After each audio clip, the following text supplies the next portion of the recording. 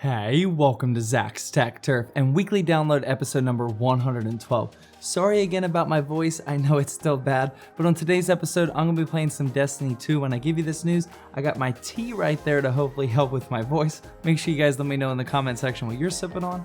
Let's get into it.